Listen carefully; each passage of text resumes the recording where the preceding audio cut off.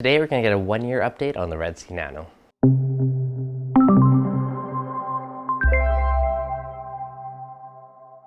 What's going on, guys? Devin with ReefDudes. Now, if you guys are new here, make sure you guys hit that subscribe button and that bell because I do new videos every Monday morning and also do a live stream on Wednesdays at 3 PST, 6 Eastern.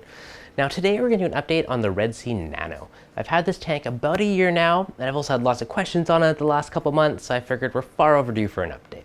So let's go check out the tank.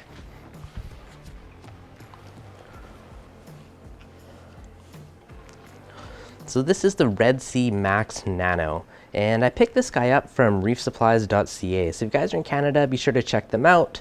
Really awesome company to deal with, and I've purchased tons and tons of reefing stuff from them over the years. So looking at the tank itself, this is the Sea Max Nano, and it's lit by an AI Prime HD. So this one actually came with the tank. It kind of has its own little special holder in it. If you flap this little thing down, you can see there's a little control panel. So you got one switch for your skimmer and one switch for the return pump. So it's kind of your nice little tiny mini control panel. Lighting, everything's all in there. And when you float that lip up, it hides your skimmer and everything else. Now it did come with, over here it sat a little auto top-off container. It only lasted a day or two, so that one got upgraded pretty quickly. Now I also get questions a lot on where did I get the top. Now this top is one I DIY'd. I had these really funky corners. I have done videos in the past on a DIY screen top, so you guys can check that one out. And the fabric on top is called tulle, and it's made for get it from fabric stores, made for like dresses or that type of stuff. Now, if you haven't seen it, I will link those videos in the description below afterwards, so you can check any of that stuff up after the fact. You got just a little bit of sunshine coming in and kissing the tank right now. Some people worry about sunshine on the tanks. I personally never have. I haven't really seen it as being an issue. Let's just kill the flow for a minute and get a little top-down shot. So I'm still using the stock return pump in the back chambers. I'm not currently using the filter socks. I just use a bit of filter floss. The socks work pretty well. They are a mesh sock that comes with it.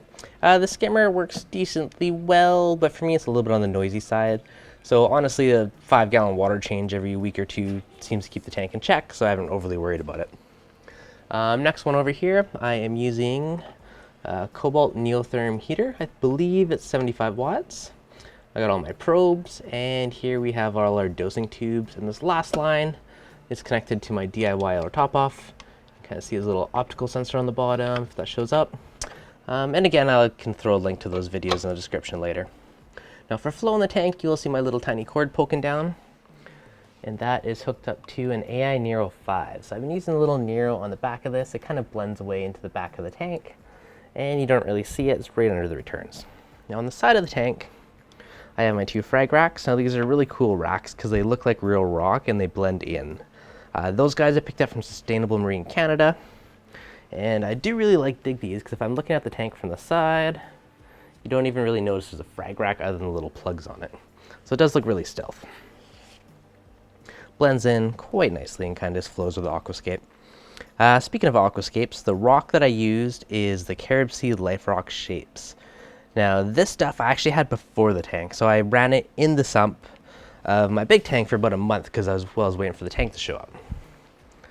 So all that was just kind of chilling in the sump for a month or so, and that basically let the rock pre-cycle itself before we had it in the new tank.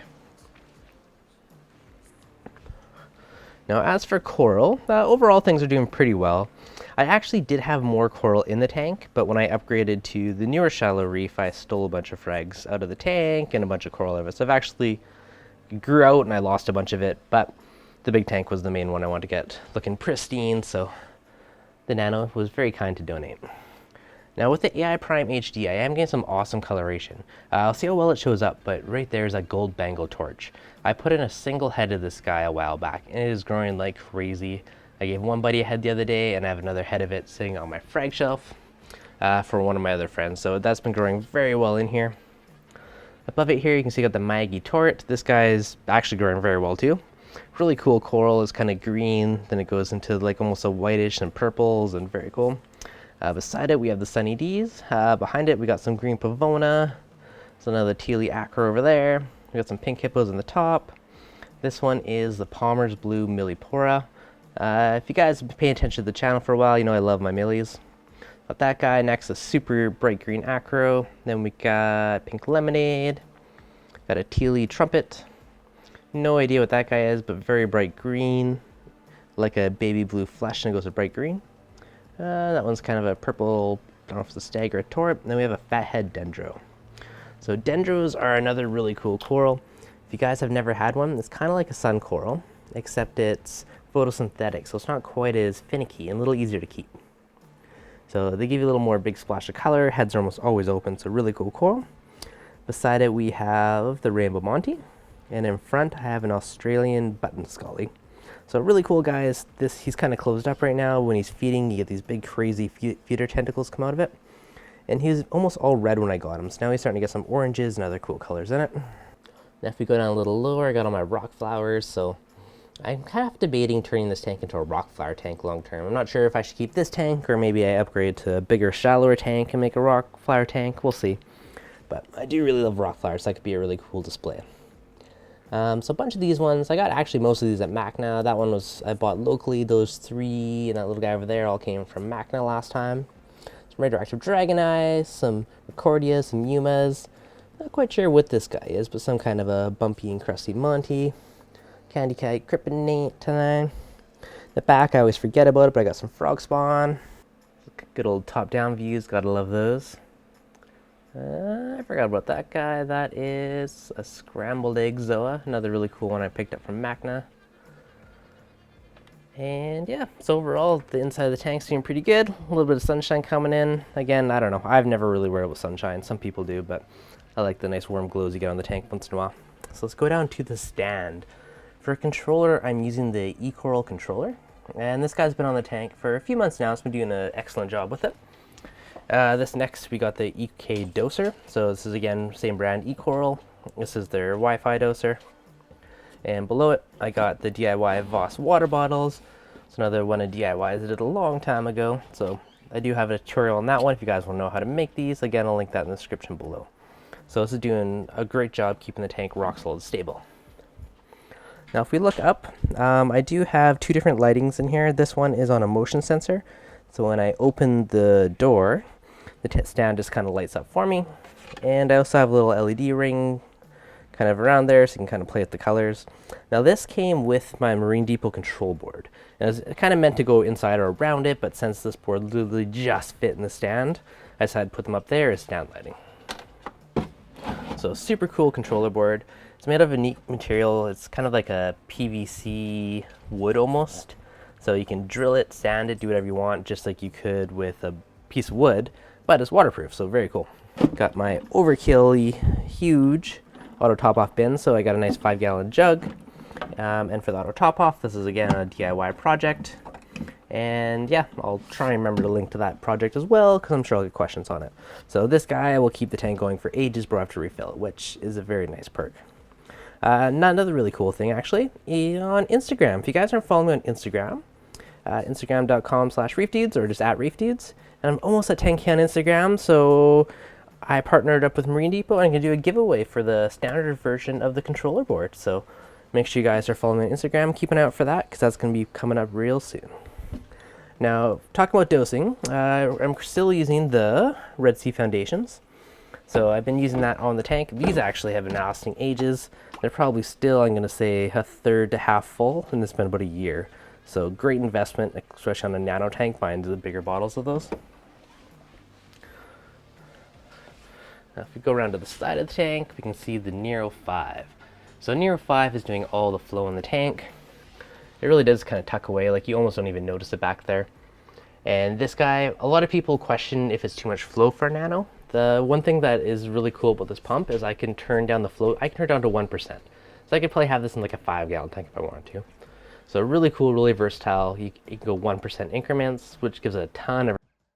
Now on the micro life side of things, I have a sexy shrimp. I actually started with 3. One of them disappeared a long time ago. Now this guy's out and about all the time, and the second guy I just see once in a while. He's a little more elusive. Oh, looks like the mandarin's starting to come out. So this mandarin does eat frozen food, which makes it a lot easier, especially in a smaller tank. He's still a smidge on the skinny side. I'm trying to fatten him up. I do supplement pods to the tank every week or two. I do culture them, so it makes it easy. And just the fact that this guy's eating frozen definitely helps. If you are going to put a manager in a smaller tank, make sure he's eating frozen. And also make sure you supplement pods. Coming up a little bit, we've got the Royal Gamma, another really pretty fish.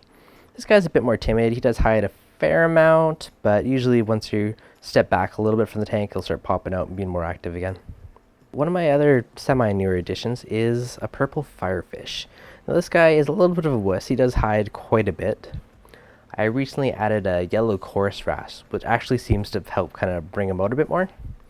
I think once one fish sees other fish out swimming around, it makes them a little more brave, a little less timid, because they think the coast is clear.